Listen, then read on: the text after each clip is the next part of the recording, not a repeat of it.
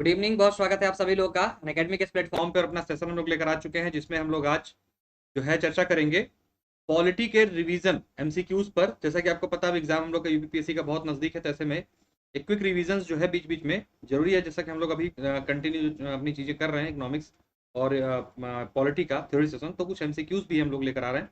अभी मैं पॉलिटी के लेकर आया हूँ, उसके बाद मैं इकोनॉमिक्स के एमसीक्यूज भी इस तरीके से लेकर आऊंगा। चलिए शुरू करेंगे बिना किसी देरी के। तो पॉलिटी रिवीजन एमसीक्यू सेशन है ये हम लोग का।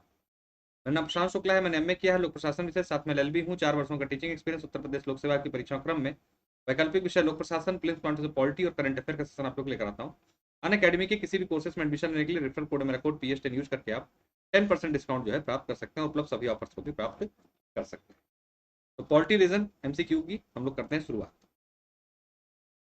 तो तरीका क्या होगा, एमसीक्यू से पहले मैं थोड़ा सा उसके बारे में बैकग्राउंड आप लोगों को बताऊंगा। जो टॉपिक हम लोग क्लियर करने की कोशिश करेंगे, थोड़ा सा बैकग्राउंड में समझा के तब जो है उस पर आगे हम लोग बढ़ेंगे। देखिए हम लोग का है टॉपिक आज का भारत का संवैधानिक विकास।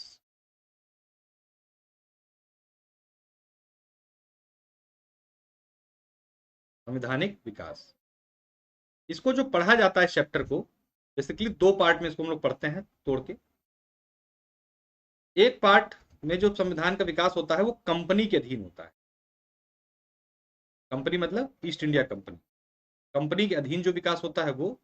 और दूसरा हम लोग पढ़ते हैं इसको क्राउन के अधीन या ताज के अधीन, जो बाद में होगा। इसके यहाँ पर कहाँ शुरुआत होती है, इसकी सबसे पहले है 1773, फिर 1784 का पिट्स इंडिया एक्ट, 1792, 1813, 1833 और 1853। ये जो विकास क्रम है ये कंपनी के अधीन हुआ है। किसका? संविधान के विकास। हम लोग क्राउन के अधीन की जो शुरुआत होती है उसकी शुरुआत होती है 1858 के एक्ट से। इसे यहाँ से भारत शासन अधिनियम के नाम से जाना जाने लगता है। इससे पहले ये चार्टर एक्ट के नाम से जाना जाता था। ठीक है, 1858 के बाद 1861 का हुआ, उसके बाद 1892, उसके बाद 1909, 1919, 1935 और इसी क्रम में 1947। ये हम लोग का अध्ययन का जो होगा केंद्र बिंदु होगा, और इसी आधार पर जो है डिवाइडेशन भी किया गया है हमारे संविधान के विकास का, जिस तरीके से हमारे संविधान का विकास भारत में हुआ है। ठीक है, तो इसी क्रम में हम लोग पढ़ेंगे एक एक करके सबसे जुड़े हुए जो अब तक यूपीपीएससी अन्य कमीशन के जो क्वेश्चन आए हैं, जिसका लेवल यूपीपीसीएस के हिसाब से होगा, उनको यहाँ पर करने का प्रयास किया जाएगा। हर एक्ट की कुछ कुछ महत्वपूर्ण चीजें हैं, उस पर हम लोग चर्चा करेंगे। शुरुआत 1773 से होगी और उससे जुड़े हुए एमसीक्यूज और व्याख्या सहित उनको हम लोग लेकर चलेंगे। रोज मैं ऐसे करा करूंगा कि कुछ टॉपिक को समझा करूंगा। आज का समझाने वाला कुछ ज्यादा नहीं, क्योंकि इसमें सीधा हिसाब किताब था कि दो तरीके से विकास में उनको बता दिया गया विकास क्रम, और उसमें आधारित एमसीक्यूज करेंगे। जैसे कोई टॉपिक होगा समझाने वाला, उसको पहले समझा के थोड़ा सा, तब फिर उस पर हम लोग आगे अब बढ़ने का प्रयास जो है करेंगे। तो पहला क्वेश्चन है आपका, किस अधिनियम के द्वारा कलकत्ता में फोर्ट विलियम में उच्चतम न्यायालय की स्थापना की गई? Question number 1।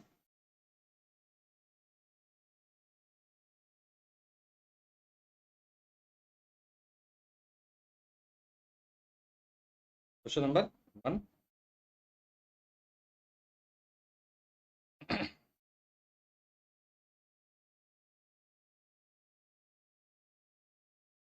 पूछा जा रहा है कि देखिए सबसे पहले तो जानिए कि कलकत्ता में स्थापित हुआ था क्या आपका, कौन सा उच्चतम न्यायालय, यानी कि उस टाइम पे सुप्रीम कोर्ट इसको बोला गया। कहां पर? Fort William. किस अधिनियम के द्वारा स्थापित हुआ ये पूछा जा रहा है क्वेश्चन। ध्यान रखना है, आंसर देने की कोशिश कीजिए। आंसर है 1773 के रेगुलेटिंग एक्ट के माध्यम से 1774 में इसकी स्थापना हुई थी। अब इसकी हम लोग व्याख्या देखेंगे ताकि इसके आसपास का हम लोग को कंसेप्ट क्लियर होता हुआ चले। देखिए रेगुलेटिंग एक्ट जो 1773 का था वो भारत के संवैधानिक इतिहास में एक विशेष महत्व रखता है, क्योंकि ये भारत में कंपनी के प्रशासन पर ब्रिटिश संसदीय नियंत्रण के प्रयासों की यहां से क्या हुई थी? शुरुआत हुई। यहाँ पर जो कंपनी का प्रशासन था उस पर संसदीय नियंत्रण स्थापित किया गया था, इसीलिए इसका नाम था रेगुलेटिंग एक्ट। किसको रेगुलेट कर रहा था ये एक्ट? कंपनी को, भारतीयों के लिए नहीं था ये। भारत पर कैसे कंपनी अपना प्रशासन चलाएगी उसको रेगुलेट करने के लिए ब्रिटिश संसदीय नियंत्रण स्थापित किया गया था, इसीलिए इसका नाम था रेगुलेटिंग एक्ट। 1773 में रेगुलेटिंग एक्ट में भारत में कंपनी के शासन के लिए पहली बार एक लिखित संविधान क्या हुआ, पहली बार एक लिखित, अब क्वेश्चन कभी भी घुमा के पूछा जा सकता है आपसे कि कब किस एक्ट के माध्यम से ब्रिटिश शासन द्वारा कंपनी के लिए लिखित संविधान प्रस्तुत किया गया, तो 1773 के एक्ट के माध्यम से प्रस्तुत किया गया था। इसके तहत 1774 में क्या हुआ था, कलकत्ता के फोर्ट विलियम में, ये तो आप लोग काफी पढ़े होंगे, 1774 में स्थापित हुआ था। कहाँ स्थापित हुआ था, फोर्ट विलियम में एक किला है, इसको फोर्ट विलियम कहते हैं, इसकी स्थापना हुई थी पहले प्रशिक्षण के लिए, आईएएस अधिकारियों के लिए जो उस समय के, ठीक है, तो उसमें इसकी स्थापना होती है। इसमें प्रथम मुख्य न्यायाधीश कौन थे, एलिजा एम्पे थे। कौन थे, एलिजा इम्पे, 2018 पीसीएस में क्वेश्चन पूछा था, एलिजा इम्पे थे। जबकि अन्य न्यायाधीशों में चैम्बर्स, लिमेस्टर और हाइड थे। इन लोगों का नाम देख लीजिए, कभी पूछा जा सकता है। तीन अन्य जो थे, चैम्बर्स, लिमेस्टर और हाइड, ये तीन अन्य जो है न्यायाधीश थे जो 1773 के माध्यम से 1774 में कोर्ट की स्थापना हुई थी। ध्यातव्य है कि देश का सर्वोच्च न्यायालय नहीं था, ध्यान रखिएगा, बड़ा लोग कंफ्यूजन था कि नाम सुप्रीम कोर्ट था तो यानी कि यही वो सुप्रीम कोर्ट है जो आज हमारे यहाँ अस्तित्व में है, नहीं, इस कंसेप्ट को क्लियर कीजिएगा। वो ये सुप्रीम कोर्ट नहीं है, क्योंकि इस न्यायालय के फैसले के विरुद्ध लंदन स्थित प्रीवी काउंसिल में अपील की जा सकती थी। कालांतर में भारत शासन अधिनियम 1935 के द्वारा देश में एक संघीय न्यायालय की स्थापना हुई। मैं कई बार बता चुका हूं, वही कंसेप्ट है ये कि जो ये 1774 में सुप्रीम कोर्ट की स्थापना हुई थी ना, ये सुप्रीम कोर्ट नहीं था, एक तरीके से कह सकते हैं डिस्ट्रिक्ट कोर्ट जैसा था, नाम इसको सुप्रीम कोर्ट दे दिया गया था। हमारा जो वर्तमान में जो सुप्रीम कोर्ट है वो 1935 के माध्यम से स्थापित हुआ था 1937 में। इसका नाम था संघीय न्यायालय, फेडरल कोर्ट। इसी को 1950 में नाम चेंज करके सुप्रीम कोर्ट ऑफ इंडिया कर दिया गया। ठीक है, ये पूरा कहानी है आपके कोर्ट सिस्टम की हमारे यहाँ। अगला क्वेश्चन है, किस अधिनियम के द्वारा कलकत्ता में सुप्रीम कोर्ट की स्थापना हुई थी। तो हालांकि ये आसान क्वेश्चन हो गया क्योंकि पिछली बार भी इससे हुआ है। ऐसे क्वेश्चन को हम लोग तुरंत तुरंत स्किप करते हुए चलेंगे। आंसर है आपका 1773 का रेगुलेटिंग एक्ट। इसकी व्याख्या को देखेंगे और उसकी व्याख्या भी सेम वही है, तो उसमें कोई अंतर नहीं है। ब्रिटिश सरकार के किस अधिनियम ने सबसे पहली बार भारत में शिक्षा के लिए 1 लाख रुपए दिए थे। Question number 3।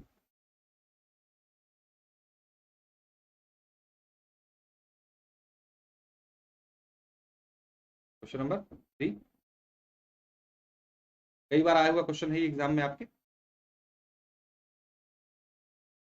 अभी इसकी शुरुआत की गई है आज से 60 डेज वाले प्रोग्राम के क्वेश्चन के स्टैंडर्ड को धीरे धीरे करके हाई बढ़ाएंगे। अभी शुरुआत इसके हल्के क्वेश्चन के साथ की गई है, लेकिन इन क्वेश्चनों का लेवल जो है बढ़ाएंगे जल्दी आप लोग के लिए। क्वेश्चन नंबर 3, किस अधिनियम में पहली बार शिक्षा के लिए 1 लाख रुपए दिए गए थे।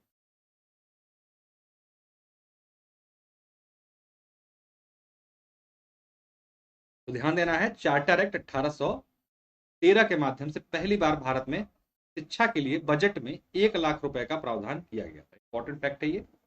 देखिए, 1813 के चार्टर एक्ट में गवर्नर जनरल को यह अधिकार दिया गया कि वह कितना, 1 लाख रुपए भारतीय साहित्य, इसके लिए भारतीय साहित्य के पुनरुत्थान और स्थानीय विद्वानों को प्रोत्साहन देने के लिए तथा विज्ञान की उन्नति के लिए खर्च कर सकता है। तो किस बेसिकली किस प्रावधान के लिए दिया गया, तो पूरा प्रावधान भी दिया गया साहित्य के पुनरुत्थान के लिए, स्थानीय विद्वानों को प्रोत्साहन के लिए और विज्ञान की उन्नति के लिए 1 लाख रुपए खर्च करने की शक्ति जो दी गई थी 1874 के माध्यम से, किसको दी गई थी, गवर्नर जनरल को दी। इसी अधिनियम के कुछ अन्य प्रावधान क्या थे, नमस्कार नहीं स्वागत है, कि कंपनी का अधिकार जो है 20 वर्षों के लिए, कितना, 20 वर्षों के लिए पुनः बढ़ा दिया गया था। ठीक है। दूसरा, कंपनी का भारतीय व्यापार पर एकाधिकार जो है समाप्त कर दिया गया था। सिर्फ अब चाय और चीन के साथ व्यापार का एकाधिकार बना था। मतलब कि कंपनी के अधिकारियों का या कंपनी का जो एकाधिकार था पूरे व्यापार पर, उसको समाप्त कर दिया गया एक तरीके से पहली बार। अब सिर्फ दो ही चीजें ऐसी थी जिनको सुरक्षित रखा गया था कंपनी के लिए, वो था चाय का व्यापार और चीन के साथ जो भारत का व्यापार हो रहा था उसको। ईसाई मिशनरियों को भारत में धर्म प्रचार करने और बसने की अनुमति भी इसी अधिनियम के माध्यम से दी गई थी। तीनों इंपॉर्टेंट फैक्ट है, इसको आराम से देख लीजिएगा, क्योंकि जब क्वेश्चन बनता है यूपीपीसीएस में तो हो सकता है कि हूबहू रिपीट ना करें, तो उसके आसपास उस अधिनियम से क्वेश्चन बन जाते हैं। तो आप लोग इस सेटअप से तैयारी कीजिए तो ज्यादा आसान रहेगा चीज।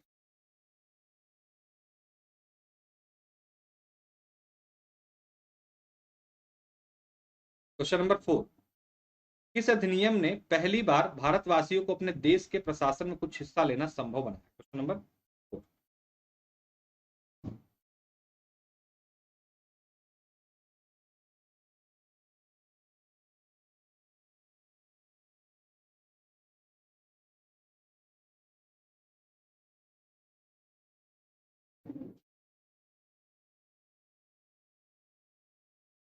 किस अधिनियम ने पहली बार भारतवासियों को अपने देश के प्रशासन में कुछ हिस्सा लेना संभव बनाया था?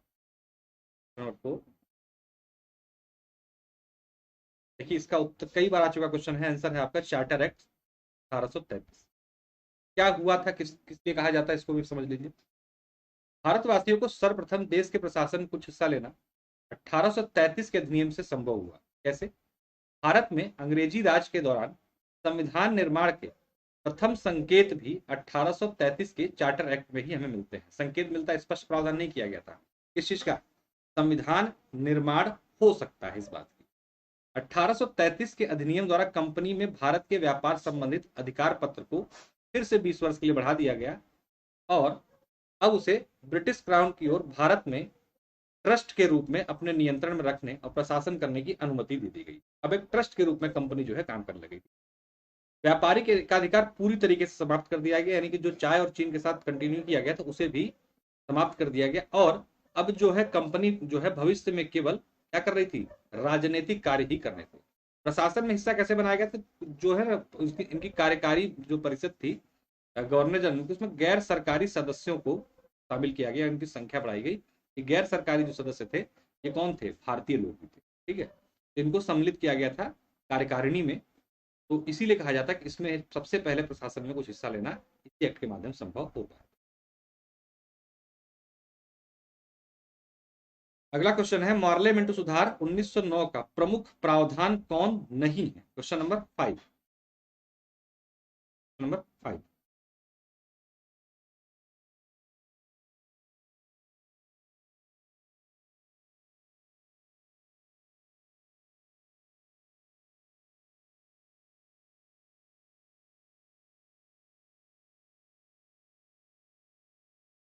मेरे पीछे जो लिखा हुआ लिखा है केंद्रीय विधान परिषदों में निर्वाचित सदस्यों को स्थान नहीं, कौन सा एक प्रमुख प्रावधान नहीं है पूछा जा रहा है।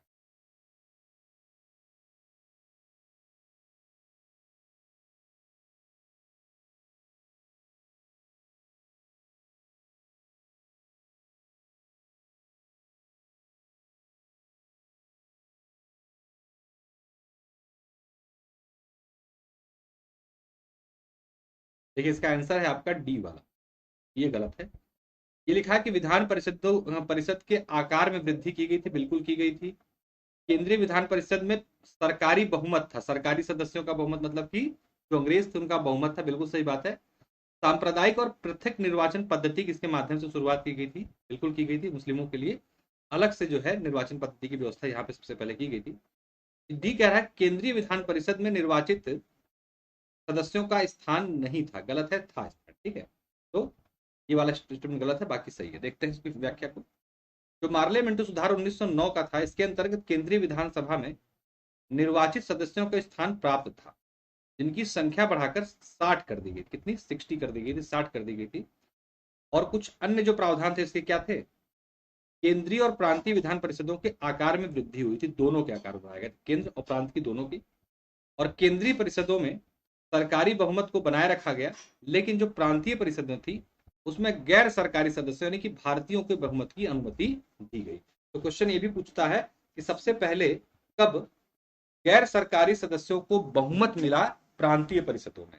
तो ध्यान रखिएगा 1909 के अधिनियम से मिलता है। क्वेश्चन घुमा के यहाँ पे ये भी पूछा जा सकता है कि सर्वप्रथम किसको, किसके सदस्यों को किसके सदस्य किसके गैर सरकारी सदस्यों को बहुमत मिली थी? ध्यान रखिएगा प्रांतीय परिषद थी, उनके दो प्रकार की परिषद थी, जैसे वर्तमान में आप इसको समझ सकते हैं लोकसभा और विधानसभा की तरह। ठीक है, इसी के साथ साथ पहली बार किसी भारतीय को वायसराय और गवर्नर की के साथ एसोसिएशन बनाने का प्रावधान भी इसके अंतर्गत किया गया था। किस अधिनियम के तहत? 1909 के। इसके तहत जो थे सत्येंद्र प्रसाद सिन्हा, ध्यान रखिएगा सत्येंद्र प्रसाद सिन्हा वायसराय की कार्यपालिका परिषद के प्रथम सदस्य भी बने। इंपॉर्टेंट है, कई बार एग्जाम में पूछा जा चुका है। और उन्हें जो शामिल किया गया था ना, विधि सदस्य के रूप में शामिल किया गया। किस सदस्य में? विधि सदस्य के रूप में शामिल किया गया। इसी के क्रम में 1909 में ही जो पार्लियामेंट सुधार था, उसमें सबसे गलत निर्णय जो लिया गया था वो दिया गया था पृथक पृथक निर्वाचन पद्धति। इसके आधार पर मुस्लिमों के लिए क्या किया गया था? सांप्रदायिक प्रतिनिधित्व का प्रावधान किया गया। और इसको भविष्य में जो है भारत का विभाजन के रूप में भी देखा जाता है। लॉर्ड मिंटो को जो है ना, ध्यान रखिएगा, लॉर्ड मिंटो को सांप्रदायिक निर्वाचन का जनक के रूप में मानते हैं। तो क्वेश्चन आता है, तो मार्ले मिंटो दो लोग थे, लेकिन अगर क्वेश्चन आए तो कंफ्यूज नहीं होना है। आ भी चुका है पहले क्वेश्चन कि भारत में सांप्रदायिक निर्वाचन के जनक के रूप में कौन जाना जाता है, तो लॉर्ड मिंटो को जनक माना जाता है, क्योंकि इनके ही दिमाग की ये उपस्थिति। ठीक है। क्वेश्चन है केंद्र में कौन सा एक्ट द्विसदनीय विधायिका लाया था, यानी कि द्विसदनीय विधायिका केंद्र में किस एक्ट के माध्यम से लागू की गई थी?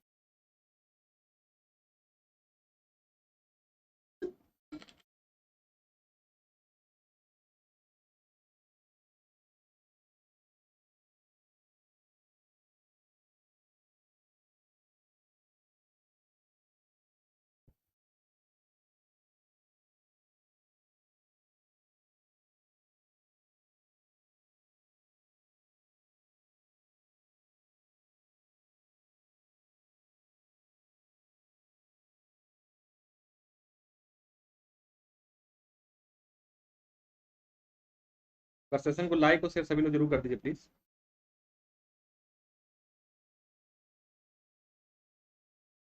क्वेश्चन नंबर 6 का क्या उत्तर होगा आपका? 1919 के एक्ट के माध्यम से क्या हुआ था? केंद्र में द्विसदनीय विधायिका जो है स्थापित की गई थी। ठीक है, केंद्र में द्विसदनीय विधायिका। देखिए 1919 का जो भारत शासन अधिनियम था, इसके द्वारा क्या हुआ था? केंद्र में द्विसदनीय विधायिका की व्यवस्था की गई थी। तो जो पहली, जैसे यहाँ पर इस टाइम हमारे यहाँ लोकसभा राज्यसभा है ना, लोकसभा और राज्यसभा, ये क्या है? ये द्विसदनीय विधायिका के उदाहरण है। तो ऐसा पहली बार जो केंद्र स्तर पर जो व्यवस्था की गई थी 1919 के अधिनियम के माध्यम से। इसमें जो पहली थी, प्रथम थी, उसको राज्य परिषद क्या कहते थे? राज्य परिषद के नाम से जानते थे। और दूसरी को केंद्रीय विधानसभा, केंद्रीय विधानसभा के नाम से जाना जाता था। तो ये राज्य परिषद थी, इसमें सदस्यों की संख्या कितनी थी? 60 थी। कितनी? 60 थी। और ये जो केंद्रीय विधानसभा थी, यानी वर्तमान की लोकसभा समझ लीजिए, इसमें सदस्यों की संख्या कितनी थी? 144 थी। इसी अधिनियम के माध्यम से क्या हुआ था? प्रांतों में प्रणाली को भी प्रवर्तित किया गया था। बहुत इंपॉर्टेंट फैक्ट है, ध्यान दीजिएगा, तो देख लीजिएगा। संख्या पूछा नहीं है, पूछ सकता है कभी भी। ठीक है, पहली बार केंद्र स्तर पर द्विसदनीय विधायिका की गई थी। राज्य परिषद में आपके 60 सदस्य और केंद्रीय विधानसभा में 144 सदस्य। अगला क्वेश्चन है, भारत सरकार अधिनियम 1919 ने निम्नलिखित में से किसको स्पष्ट रूप से परिभाषित किया गया? Question number 7।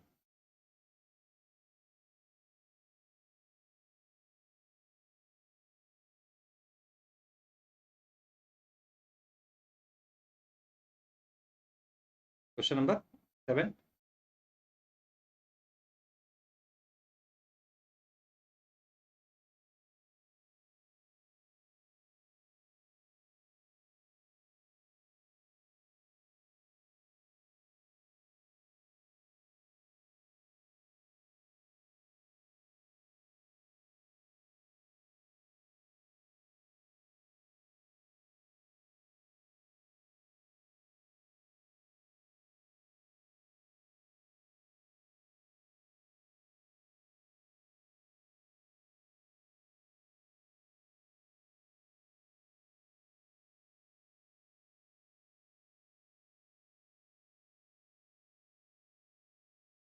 क्या है आंसर इसका 7 का? भाई ध्यान रखिएगा, सबसे स्पष्ट रूप से जिसमें परिभाषित किया गया था वो किया गया था भारत के सेक्रेटरी ऑफ स्टेट और वायसराय की शक्तियों को जो है स्पष्ट रूप से पहली बार जो है, अभी तक जो है शक्तियां इनकी आपस में मिक्सअप थी। तो भारत सचिव और वायसराय की शक्तियों को स्पष्ट किया गया सबसे पहले 1919 के अधिनियम के माध्यम से। ठीक है, ये ध्यान रखिएगा, अच्छा क्वेश्चन है। देखिए भारत सरकार अधिनियम 1919 में मॉन्टेग्यू चेम्सफोर्ड सुधार के नाम से भी जाना जाता है। यह अधिनियम अंतिम रूप से 1921 में लागू किया गया था। इस अधिनियम में पहली बार उत्तरदायी शासन ध्यान रखिए, इंपॉर्टेंट पॉइंट, उत्तरदायी शासन शब्द का प्रयोग किया गया सब। इस अधिनियम की अन्य विशेषताएं क्या कहती है, क्वेश्चन कभी पूछा जा सकता है कि सबसे पहले उत्तरदायी शासन शब्द का प्रयोग किस अधिनियम के माध्यम से किया गया, तो आंसर है आपका इसके माध्यम से 1919 के अधिनियम के। क्या क्या विषय और इसमें शामिल थे इंपॉर्टेंट, विषयों को पहली बार केंद्रीय और प्रांतीय विभागों में क्या किया गया, विभाजित किया गया। कुछ विषय को केंद्रीय विषय कहा गया और कुछ विषयों को प्रांतीय विषय कह के विभाजित किया गया, जैसे वर्तमान में केंद्र सूची, राज्य सूची, समवर्ती। प्रांतीय विषयों को भी क्या किया गया, दो श्रेणी में रखा गया, एक को आरक्षित कहा गया और एक को हस्तांतरित या स्थानांतरित श्रेणी में बांटा गया। तो केंद्रीय नहीं, ये जो दो श्रेणियां बनाई गई थी प्रांतीय विषयों की सूची के अंतर्गत।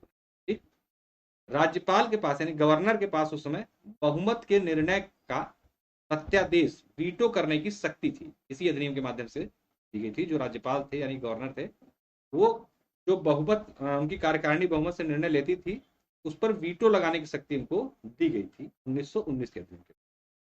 जो गवर्नर था विधान परिषद के निर्वाचित सदस्यों में से मंत्रियों की नियुक्ति करता था। तो ये सारे प्रावधान जो है आपको 1919 के अधिनियम के माध्यम से स्पष्ट रूप से किए गए। ठीक,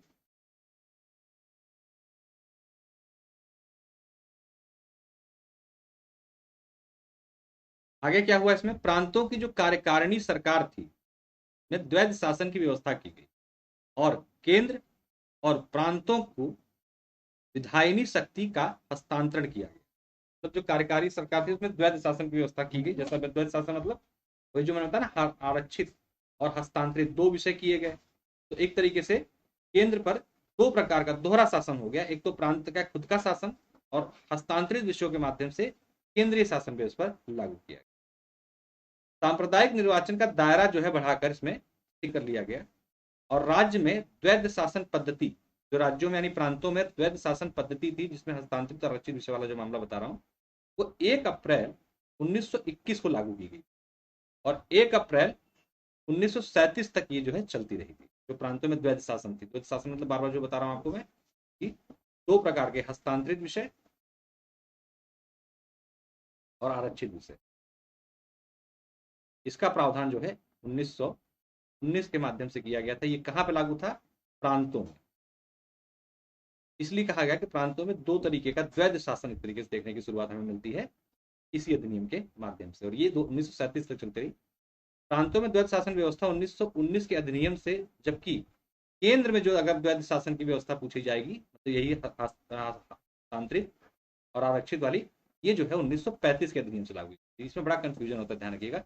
तो प्रांतों में द्वैध शासन पूछेगा, प्रांतों में द्वैध शासन तो 1919 के अधिनियम के माध्यम से, केंद्र में अगर द्वैध शासन आपसे पूछता है ध्यान रखिएगा 1935 के अधिनियम की बात की गई थी। ठीक है, अगला क्वेश्चन है आपका 1919 के भारत शासन अधिनियम की निम्नलिखित में से कौन सी प्रमुख विशेषता या विशेषताएं हैं। क्वेश्चन नंबर 8,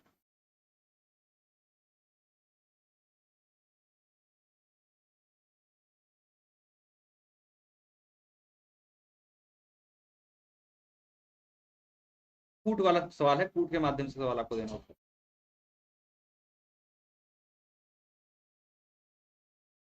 क्वेश्चन नंबर 8,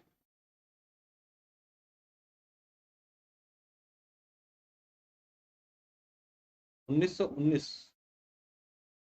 ध्यान दीजिएगा, यहाँ पे उत्तर जो है आपका केवल 1 और 3 सही है। देखते हैं क्यों। देखा, प्रांतों में कार्यकारी सरकार में, कार्यकारिणी सरकार में द्वैध शासन की व्यवस्था लागू की गई, बिल्कुल अभी जस्ट बात हुई इस बारे में। निर्वाचन मंडलों की व्यवस्था नहीं, ये ऑलरेडी 1909 के अधिनियम में की जा चुकी थी, इसलिए दूसरा स्टेटमेंट गलत है। तीसरा कह रहा है केंद्र द्वारा प्रांतों को विधायनी शक्ति का हस्तांतरण किया गया था। ठीक है, विधायनी शक्ति का हस्तांतरण कर दिया गया था। तो मैंने बताया कि हस्तांतरित और आरक्षित दो प्रकार की शक्तियां इसमें दी गई थी, भी सही है। 1 और 3 सही है। इसकी डिटेल पिछले वाले क्वेश्चन में ऑलरेडी हो चुकी है। निम्नलिखित में से किस अधिनियम द्वारा संवैधानिक निरंकुशता का सिद्धांत प्रबत किया गया था। Question number 9, number 9।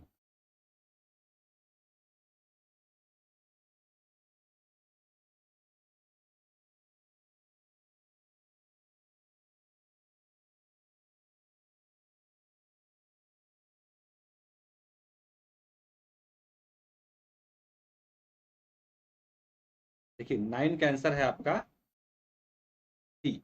1935 के भारत सरकार अधिनियम के माध्यम से क्या किया गया था? निरंकुशता का सिद्धांत, संवैधानिक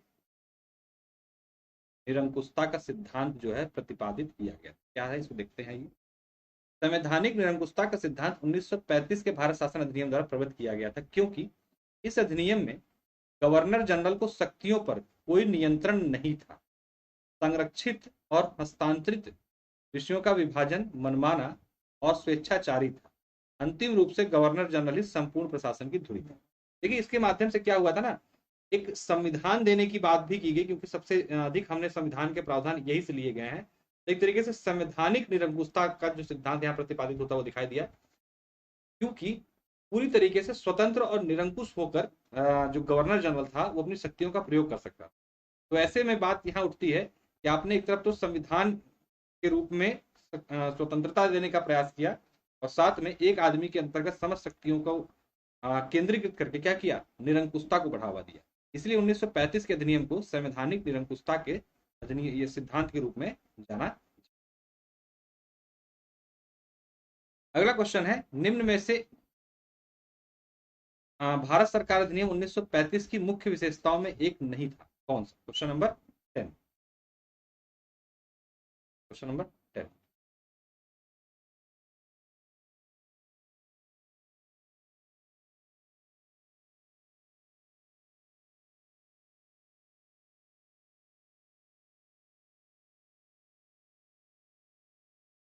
क्वेश्चन नंबर 10।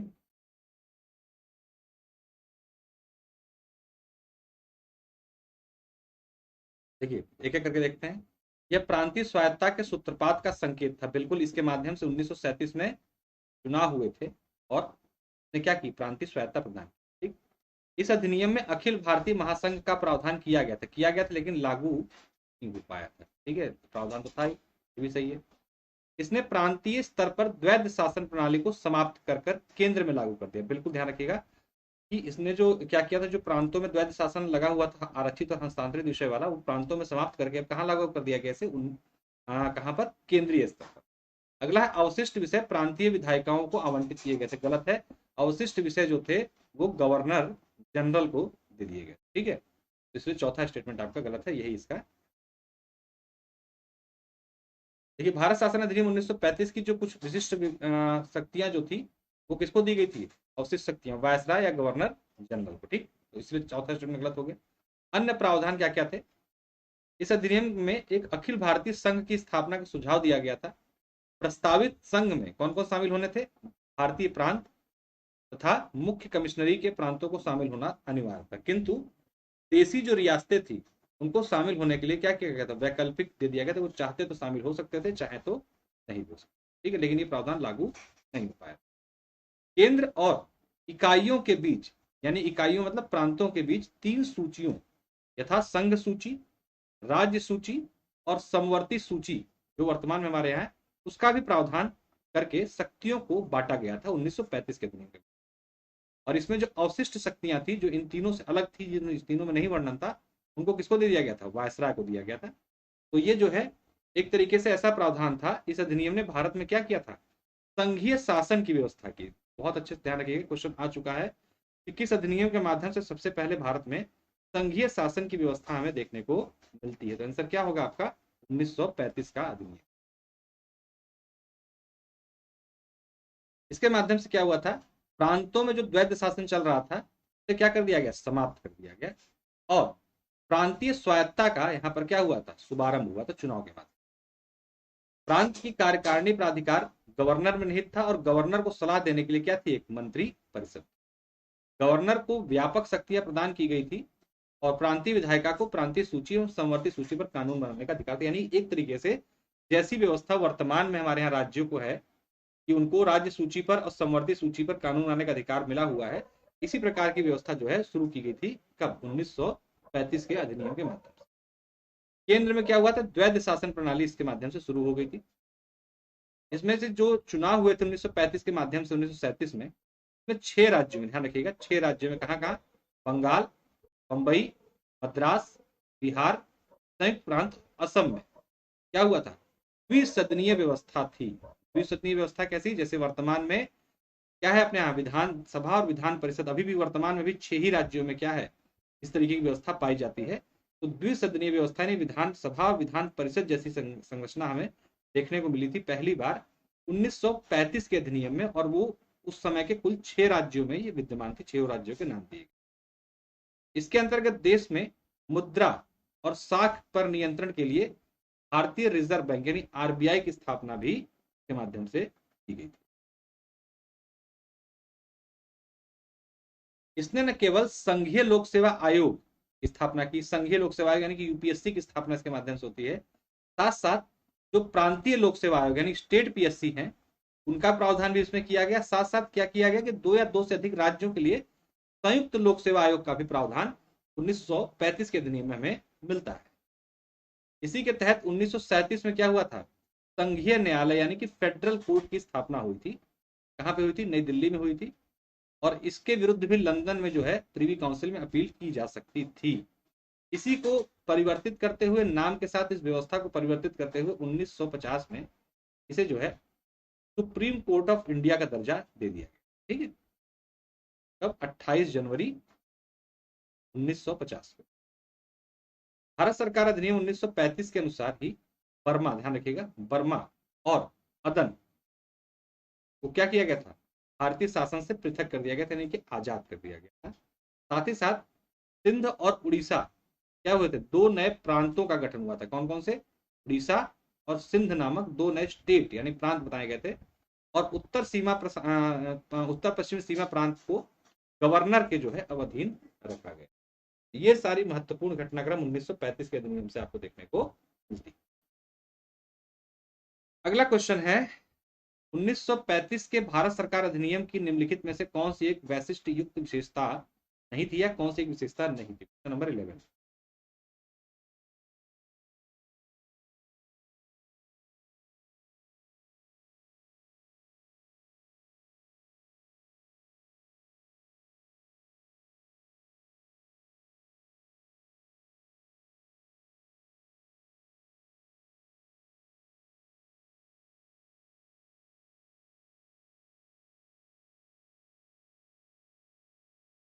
क्वेश्चन नंबर 11 बताएं, कौन सी विशेषता नहीं थी। अभी पूरा डिस्कस किया मैंने, पूरा 1935 का अधिनियम, ध्यान रखिएगा। ए लिखा, केंद्र के साथ साथ ही राज्यों में द्वैत शासन। नहीं भाई, द्वैत शासन जो है राज्यों में समाप्त कर दिया गया था इस अधिनियम के माध्यम से। द्विसदनीय विधानमंडल किया गया, बिल्कुल, राज्यों में 6 राज्यों में द्विसदनीय विधानमंडल हो चुका था, केंद्र में भी द्विसदनीय विधानमंडल था। प्रांतीय स्वायत्ता दी गई चुनाव के माध्यम से।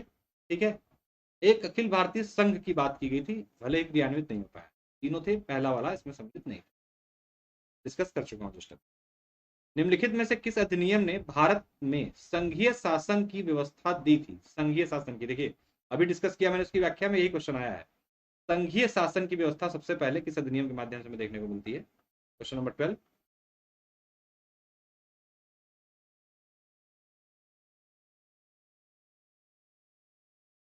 अभी जस्ट डिस्कस हुआ कि संघीय शासन, क्योंकि क्या हुआ था, शक्तियों का विभाजन किया गया ना, केंद्र सूची, राज्य सूची, समवर्ती सूची के माध्यम से शक्तियों का विभाजन करके वर्तमान संघीय व्यवस्था जैसी संकल्पना प्रस्तुत की गई थी 1935 के अधिनियम के। ठीक है, जब भी क्वेश्चन आए कि संघीय शासन की व्यवस्था सर्वप्रथम हमें कब देखने को मिलती है, 1935 के अधिनियम में देखने को मिलती है।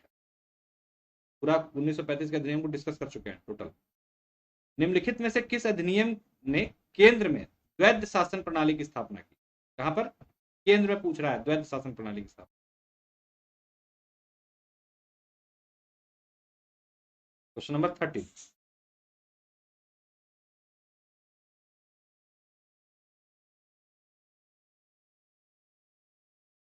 ध्यान दीजिएगा, डिस्कस हो चुका है।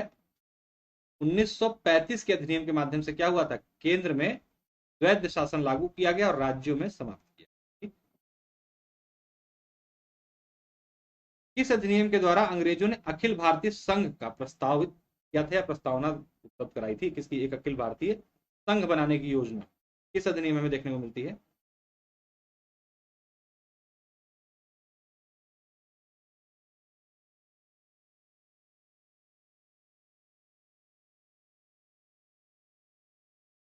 Question number 14।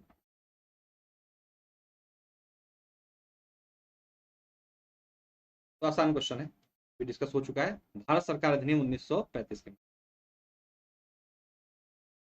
एक संघीय व्यवस्था और केंद्र में द्वैध शासन भारत में लागू किया गया था किस अधिनियम के माध्यम से?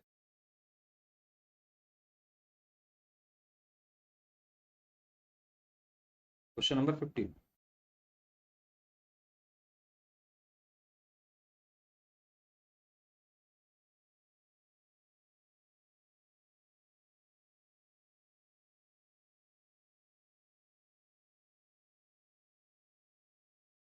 तो क्या आंसर है? 1935 के अधिनियम के माध्यम से क्या किया था?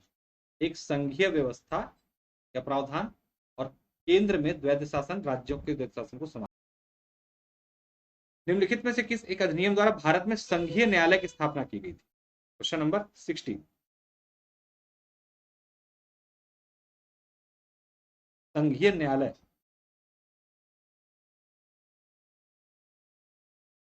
आसान क्वेश्चन हो गया, डिस्कस सारा कर चुका हूं, एक एक अधिनियम अच्छे तरीके से बताया मैंने आप लोगों को, जो इंपॉर्टेंट क्वेश्चन में। तो आंसर है नन ऑफ द एबव। क्यों? क्योंकि हमने जैसा भी डिस्कस किया कि 1935 के माध्यम से 1937 में एक संघीय न्यायालय, फेडरल कोर्ट ऑफ इंडिया की स्थापना की गई। बाद में इसी का 28 जनवरी 1950 को नाम बदलकर सुप्रीम कोर्ट ऑफ इंडिया कर दिया गया और आधिकारिक रूप से ये भारत का सर्वोच्च न्यायालय बन गया था। इसके खिलाफ कहीं अपील नहीं कर सकते थे। इसके खिलाफ जो फेडरल कोर्ट ऑफ इंडिया, इसके खिलाफ अपील जो है प्रीवी काउंसिल में की जा सकती है। ठीक है, ये अंतर था। भारत सरकार अधिनियम के अधीन एक संरक्षक न्यायालय का गठन किया गया था, जो कहलाता था क्या? Question number 17। यही पिछले से मिलता जुलता, क्या कहते थे इसको? फेडरल कोर्ट के नाम से इसको। ठीक है। भारतीय अधिनियम में से किसके माध्यम के फलस्वरूप बर्मा भारत से अलग हुआ? अभी डिस्कस हुआ है थोड़ी देर पहले। बर्मा, बर्मा को भारत से अलग किया गया किस अधिनियम के माध्यम से?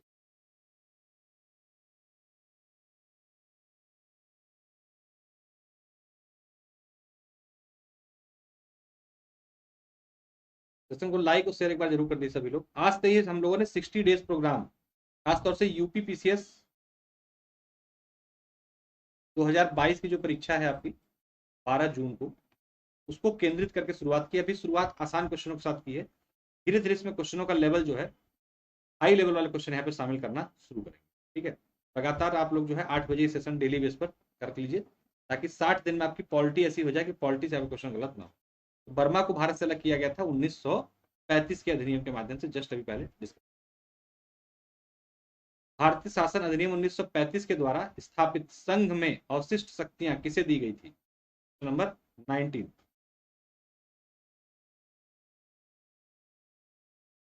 संघ की अवशिष्ट शक्तियां किसको दी गई थी?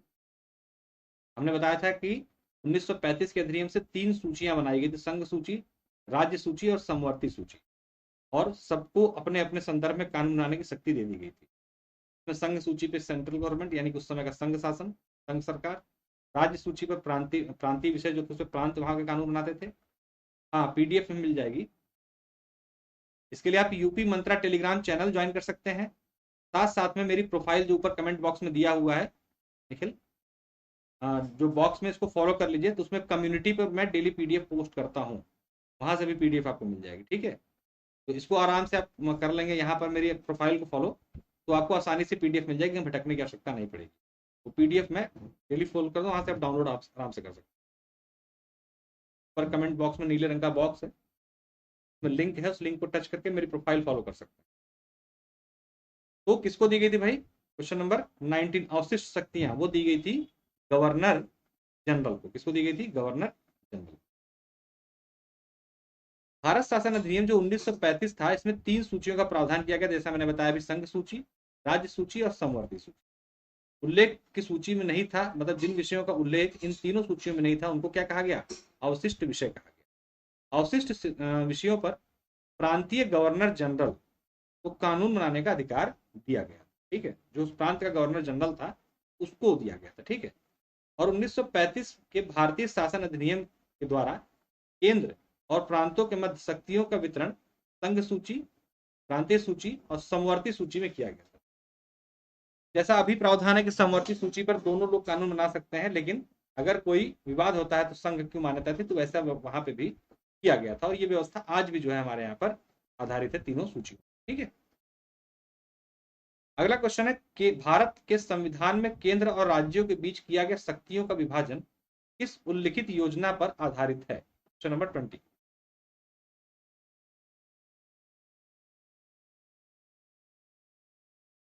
किस योजना पर आधारित है, बताने की कोशिश करें। शक्तियों का, ये सब यूपी पीसीएस के और अन्य स्टेट पीएससी के क्वेश्चन ही हैं, ध्यान रखिएगा। नंबर 20 आसान हो गया, अभी तो जस्ट डिस्कस किया, 1935 के अधिनियम पर आधारित थे, है ना। आगे बढ़ने से पहले आपको बता दें अनअकैडमी पर आपको आना कैसे। सबसे पहले आपको प्ले स्टोर से अनअकैडमी लर्निंग ऐप डाउनलोड करना है, अपना मोबाइल नंबर डालकर उसको रजिस्टर करना है। सर्च गोल में आपको सर्च करना है यूपी पीएससी यूपी ट्रिपल से, आपको फ्री क्लासेस और टेस्ट सीरीज दिखाई देने लगेंगी। इन फ्री क्लासेस और टेस्ट सीरीज को अनलॉक करने के लिए आपका मेरा कोड PS10 यूज करके आप इसे अनलॉक कर सकते हैं। एडवांटेजेस की बात करें तो कभी भी कहीं भी रिकॉर्डेड लाइव सेशन देखने का मौका मिलता है, अपॉर्चुनिटी, बेस्ट एजुकेटर के साथ जुड़ने का access, multiple courses, structure, pedagogy, academic calendar के अनुसार study session, master classes, unlimited quizzes, study material PDF format में, multiple live doubt clearing sessions आपको यहाँ पे मिलते हैं। ठीक है, अगर मैं बात करें तो देखिए 30 अप्रैल से आपको एक टेस्ट सीरीज की शुरुआत की जा चुकी है, जिसमें UPPCS plus booster test series है ये। और अगर फ्री टेस्ट सीरीज चाहिए तो 15 मई को आपको मिलेगी एक 8 PM पर टेस्ट, जो कि यूपीपीएससी से क्वेश्चन के तुलना में वैसे ही होंगे। और एक फुल लेंथ टेस्ट आपको 29 मई को मिलेगा, जिसमें एकदम 150 क्वेश्चन 120 मिनट और 200 मार्क्स की होगी। एक पेपर से पहले पेपर का रिवीजन आपको यहाँ पे देखने को मिलेगा। अगर हम बैच कोर्सेज की बात करें तो 27 अप्रैल से आपका एक लक्ष्य नामक एक बैच जो है शुरू हो चुका है नया, जो कि 2023 पीसीएस की प्रारंभिक तथा मुख्य परीक्षा के लिए है। प्लस कोर्सेज में एडमिशन लेने के लिए रेफरल कोड मेरा कोड PS10 यूज करके आप 10% डिस्काउंट के साथ एडमिशन ले सकते हैं। इसी तरीके से 13 अप्रैल से एक लक्ष्य नामक बैच चल रहा है, जिसमें 1 PM पर आपको मेरी पॉलिटी क्लासेस मिल रही है, इसको भी आप लोग ज्वाइन कर सकते हैं। फाउंडेशन कोर्स अजय सर का उपलब्ध है।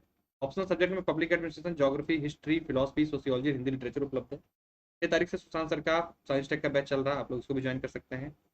बच्चे सिर्फ वीडियो एग्जाम देना चाहते हैं, 1 महीने, 3 महीने, 6 महीने, 12 महीने कोर्सेस ले सकते हैं। 10% डिस्काउंट के लिए मेरा रेफरल कोड यूज कर सकते हैं। जो लोग लेखपाल में एग्जाम में लगे हुए हैं वो लोग सिंगल लेखपाल का सब्सक्रिप्शन भी ले सकते हैं, और यहाँ पे भी मेरे रेफरल कोड के माध्यम से 10% डिस्काउंट प्राप्त कर सकते हैं। कांस्टेबल वाले बच्चे भी आप ले सकते हैं, 10% डिस्काउंट के लिए मेरा रेफरल कोड PS10 यूज कर सकते हैं।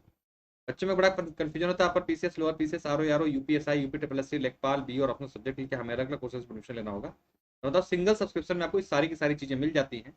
अगर हम फीस की बात करें इसकी, तो जो 24 महीने की फीस है 14,999, 12 महीने की फीस जो है 10,299, 6 महीने की जो फीस है 8,399। रेफरल कोड आप मेरा कोड PS10 यूज करते हैं, आपकी फीस जो है 24 महीने घट के 13,499, 12 महीने की फीस आपकी घट के 9,269 रुपए, 6 महीने की फीस घट के आपकी 7,559 रुपए हो जाती है। रेफरल कोड याद रखिएगा, आपको PS10 यूज करना है। Super combo subscription Bihar UP combined तैयारी कर सकते हैं आप 6 महीने 12 महीने कोर्सेज पर। बक्स बाउंड्री कार्यक्रम किसी वीडियो को शिकायत अकेडमी। अगला क्वेश्चन है, निम्नलिखित में से कौन सा एक भारत शासन अधिनियम 1935 में स्वीकार किया हुआ महत्वपूर्ण और स्थायी अवयव नहीं है? Question number 21। थोड़ा सा क्वेश्चन मेरे पीछे आ गया है, दिख नहीं रहा होगा आप लोगों को। इसका आंसर देखिए वैसे ए है। ठीक है, क्यों? इसमें विधानमंडल के लिए निर्वाचित और जवाबदेह प्रतिनिधि का निर्माण किया गया था, बिल्कुल किया गया था। संघ की योजना पर विचार किया गया था, लेकिन लागू नहीं हो पाया था, बिल्कुल। डी विकल्प जो दिख नहीं रहा उसमें लिखा है कि विधानमंडल के लिए सरकारी सदस्यों का समवाचित नॉमिनेशन किया जाना था, बिल्कुल ये भी किया गया था। लेकिन यहाँ पर किसी प्रकार के लिखित संविधान की बात देश के लिए नहीं की गई। ठीक है, ये इसका पार्ट नहीं था, बाकी सभी इसके अवयव यानी कि पार्ट थे। देखिए, देश के को एक लिखित संविधान देने का विचार सर्वप्रथम क्रिप्स मिशन, कहां पर? क्रिप्स मिशन में लाया गया था, यानी कि उससे पहले तक अंग्रेजों की तरफ से कभी भी लिखित संविधान की बात नहीं की गई थी। भारत शासन अधिनियम 1935 के द्वारा भारतीय एक अखिल भारतीय संघ की परिकल्पना की गई थी। इसी अधिनियम के द्वारा प्रांतों में निर्वाचित प्रतिनिधियों के द्वारा लोकप्रिय मंत्रिमंडल भी बनाया गया। मैंने बताया आप लोगों के चुनाव हुए थे, और चुनाव के माध्यम से मंत्रिमंडल का निर्माण भी किया गया था। वे विधानमंडल के प्रति उत्तरदायी हुआ करते थे। किसके प्रति? विधानमंडल की, जैसी भी वर्तमान व्यवस्था। विधानमंडल के कुछ सरकारी सदस्यों का मनोनयन यानी कि नॉमिनेशन भी इसी अधिनियम की एक विशेषता है। यानी सरकारी सदस्य यानी कि अंग्रेज सदस्यों का मनोनयन किया जाता था, मनोनीत किए जाते थे। कहां पर? राज्य के विधानमंडलों में। ये व्यवस्था भी सर्वप्रथम कहाँ आई थी? 1935 के अधिनियम से हमें देखने को मिली थी। भारत शासन अधिनियम 1935 की प्रमुख विशेषताएं थी अखिल भारतीय संघ, केंद्र में द्वैध शासन यानी कि हस्तांतरित और आरक्षित विषय, प्रांतों को स्वायत्त किया गया था चुनाव के माध्यम से, शक्तियों का विभाजन संघ सूची, समवर्ती सूची, राज्य सूची के माध्यम से, आरक्षण और सुरक्षा का प्रावधान किया गया था, संघीय न्यायालय स्थापित हुआ था इसके माध्यम से, अपवर्जित क्षेत्रों क्या प्रतिधारणा जिन पर उनका अधिकार नहीं था उनके धारणा को भी प्रतिधारणा को भी स्पष्ट किया गया, सांप्रदायिक पद्धति को और विस्तारित किया गया था इसके माध्यम से देखिएगा, जिसकी शुरुआत 1909 के अधिनियम से हुई थी। इसी के साथ साथ भारत परिषद की समाप्ति यानी कि जो भारत परिषद बनाई गई थी उसे समाप्त कर दिया गया था 1935 के अधिनियम में। इसमें प्रस्तावना नहीं थी, ध्यान रखिएगा, प्रस्तावना नहीं थी। प्रस्तावना कब जोड़ी गई? 1947 में जोड़ी गई थी ना, जब नेहरू जी ने उद्देश्य से प्रस्ताव प्रस्तुत किया था, वही बाद में प्रस्तावना मान ली गई। इसमें प्रस्तावना नहीं था। केंद्र में द्विसदनीय विधानमंडल की बात की गई थी, जैसे वर्तमान में लोकसभा राज्यसभा है, इस प्रकार की केंद्र में ही द्विसदनीय विधानमंडल का प्रावधान किया गया था। इसके अतिरिक्त इस अधिनियम के अंतर्गत प्रांतीय सरकारों का गठन हुआ था चुनाव के माध्यम से 1937 में, और भारत शासन 1935 के तहत ही ब्रिटिश भारत के प्रांत और 6 मुख्य कमिश्नरी के प्रांत थे, यानी 11 गवर्नरों के प्रांत और 1 कमिश्नरी, जैसी इसको आप यूनियन टेरिटरी समझ सकते हैं, उस तरीके की चीजें व्यवस्था की गई थी। पंडित जवाहरलाल नेहरू ने इसे क्या कहा था? दास्ता का अधिकार पत्र के नाम से संबोधित किया था। ये भी क्वेश्चन कई बार आ चुका है। किसने 1935 के अधिनियम को दास्ता का अधिकार पत्र बोला था, नया अधिकार पत्र? तो पंडित जवाहरलाल नेहरू का स्टेटमेंट। और साथ में इन्होंने अनैच्छिक, अप्रजातांत्रिक और अराष्ट्रवादी संविधान की भी संज्ञा दी थी। ये भी स्टेटमेंट अभी तक नहीं पूछा, लेकिन कभी पूछ सकता है कि अनैच्छिक, अप्रजातांत्रिक और अराष्ट्रवादी संविधान की संज्ञा 1935 के अधिनियम को किसने दी थी? तो किसने दी थी? पंडित जवाहरलाल नेहरू ने दी थी। ठीक है। जिन्ना जिन्ना ने क्या कहा था इसके बारे में? पूर्णतः सड़ा हुआ और मूल रूप से बुरा और बिल्कुल अस्वीकृत बतलाया था जिन्ना ने। ठीक है। इसी संदर्भ में क्रिप्स मिशन के लिए भी एक बात बोली थी, किसने? उत्तर तिथीय चेक। ये जो कहा था, ये संज्ञा दी थी गांधी जी ने, किसके संदर्भ में? क्रिप्स मिशन के संदर्भ। The government of India act 1935 के उपबंध 15 अगस्त 1947, कब तक? 15 अगस्त 1947 को भारत की स्वतंत्रता के बाद भी थोड़े बहुत संशोधनों के साथ 26 जनवरी 1950 तक चलते रहे, और इसी के आधार पर उस समय भारत सरकार कार्य कर रही थी। अगर आपसे क्वेश्चन पूछा जाए कि 26 जनवरी 1950 तक भारत सरकार किस अधिनियम के उपबंधों के तहत सरकार चला रही थी, तो ध्यान रखिएगा 1935 के अधिनियम से। बहुत लोग 1947 लगा के चले जाते हैं, क्योंकि ऐसा गलत है। ठीक है, ध्यान रखिएगा 1935 के अधिनियम से जो है 1950 तक की शासन व्यवस्था हमारे यहाँ पर संचालित हो रही थी।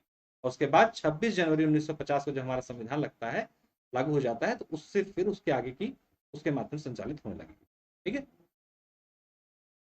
प्रांतीय सरकारों का गठन निम्नलिखित में से किस अधिनियम के तहत किया गया था? Question number 20। लाइक से जरूर कर दीजिएगा। क्वेश्चन नंबर 20, प्रांतीय सरकारों का गठन निम्नलिखित में से किस अधिनियम के तहत किया गया था? आसान क्वेश्चन हो गया, अभी डिस्कस जस्ट हुआ है। 1935 के अधिनियम से क्या हुआ था? प्रांतीय सरकारों का चुनाव हुआ था, उसी के माध्यम से गठन हुआ था 1937। भारत सरकार अधिनियम 1935 के अंतर्गत कितने गवर्नर्स के प्रांत वो मुख्य कमिश्नरी के प्रांत मिलकर ब्रिटिश भारत का निर्माण करते थे? अभी डिस्कस हुआ है, इंपॉर्टेंट क्वेश्चन नंबर 23। नंबर 23 देखिए, आंसर देने का प्रयास जरूर कीजिएगा। क्वेश्चन यूपीपीएससी का ही है। यहाँ पर वो ऑप्शन नहीं है, इसलिए आंसर है आपका उपरोक्त में से कोई नहीं। क्यों? क्योंकि जस्ट अभी डिस्कस है। देखिए आप लोग कितने बटा था भाई? 11 और 6 में बटा। ठीक है, 11 और 6 में। यहाँ पर विकल्प नहीं है, इसलिए इसका आंसर है ये। 11 जो था गवर्नर के अधीन था, और 6 जो थे वो कैसे थे? वो आपके कमिश्नरीज थे। ठीक, 11 और 6 ऑप्शन में नहीं है, इस वजह से इसका आंसर ये। यहाँ पर अगर आप सॉरी यहाँ पे कह रहे हैं, यहाँ क्वेश्चन है 11 और ठीक। ब्रिटिश संसद ने भारतीय स्वतंत्रता अधिनियम पारित किया था कब? Question number 24।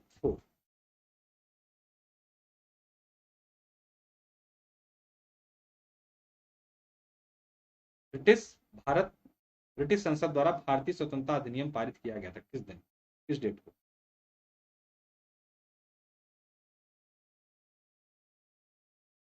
तो कब पारित किया था? आसान क्वेश्चन, जुलाई 1947। कब? जुलाई 19। स्वतंत्रता विधेयक को 4 जुलाई, डेट भी पूछ चुका है, ध्यान रखिएगा, 4 जुलाई 1947 को ब्रिटिश संसद के द्वारा प्रस्तुत किया गया और 18 जुलाई 1947 को क्या हुआ था?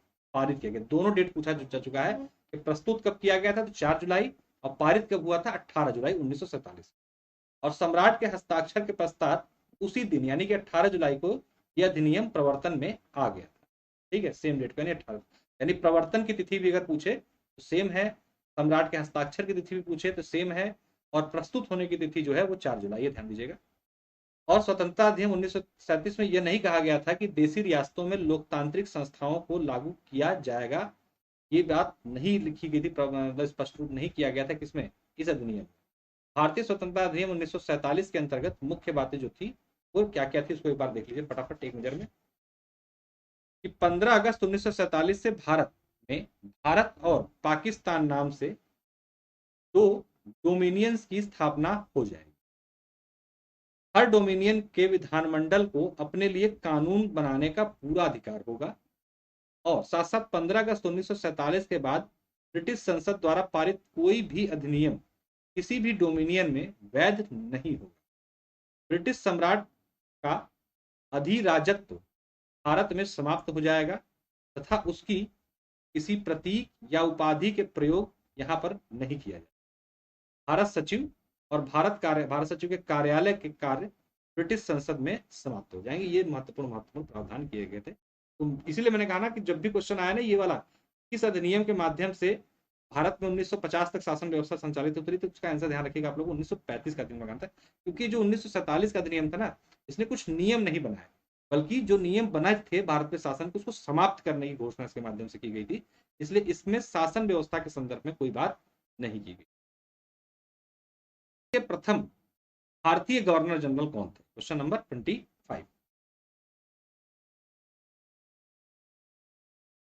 भारत के प्रथम भारतीय गवर्नर जनरल। डेली आपको 8 PM पे सेशन मिलेगा, टॉपिक वाइज यहाँ पर हम लोग कर रहे हैं व्याख्या सहित। जैसे आज हमने ये किया, तो कल हम लोग करेंगे अब संविधान निर्मात्री सभा के बारे में MCQ और उसकी व्याख्या। क्वेश्चन नंबर 25 आसान क्वेश्चन है। सी राजगोपालाचारी पूछा जा रहा कि प्रथम भारतीय गवर्नर जनरल, ठीक है, ये नहीं पूछ रहा कि आजादी के बाद। तो स्वतंत्र भारत के प्रथम गवर्नर जनरल कौन थे? माउंट बेटन थे। अगर ये क्वेश्चन आता है कि स्वतंत्र भारत के प्रथम गवर्नर जनरल, तो माउंट बेटन। स्वतंत्र भारत के अंतिम ब्रिटिश गवर्नर जनरल का नाम पूछेगा तो भी लॉर्ड माउंट बेटन। स्वतंत्र भारत के प्रथम भारतीय गवर्नर जनरल का नाम पूछेगा तो क्या आंसर हो जाएगा आपका? सी राजगोपालाचारी, 1948 से 1950 तक। और स्वतंत्र भारत के अंतिम गवर्नर, भारतीय गवर्नर जनरल का नाम भी पूछा जाएगा तो कौन हो जाएंगे? सी राजगोपालाचारी। इसके पश्चात जो है गवर्नर जनरल का पद क्या कर दिया गया? समाप्त कर दिया गया, और डॉक्टर राजेंद्र प्रसाद क्या बने? भारत के प्रथम राष्ट्रपति नियुक्त। ठीक है, आप लोग प्रोफाइल फॉलो कर सकते हैं, डिस्क्रिप्शन बॉक्स में लिंक दिया, इसके माध्यम से आप मेरी कम्युनिटी के साथ जुड़ सकते हैं। जो भी अपडेट्स होती है यहाँ पे कम्युनिटी पे अपडेट कर दी जाती है रेगुलर बेसिस पे, आप लोग कम्युनिटी को चेक कर सकते हैं अपने। डेली 7:30 PM पर करंट अफेयर का सेशन आपको मिलता है, फ्री सेशन है करंट अफेयर का, बेहतरीन सेशन करंट अफेयर का आप लोग को यहाँ पे देखने को मिलता है। टेलीग्राम का ग्रुप है, इसको ज्वाइन करके यहाँ PDF नोट सभी क्लासेस के लिंक प्राप्त कर सकते हैं आप लोग। तो लाइक से जरूर कर दीजिएगा, चैनल सब्सक्राइब नहीं किया जरूर कर लीजिएगा। अनअकैडमी के किसी भी कोर्स में एडमिशन लेने के लिए रेफरल कोड मेरा कोड PS10 यूज करके आप 10% का डिस्काउंट जो है प्राप्त कर सकते हैं। डेली 6 PM पर आपको सेशन मिलता है, आप लोग ज्वाइन कर सकते हैं। बहुत बहुत धन्यवाद, नमस्कार।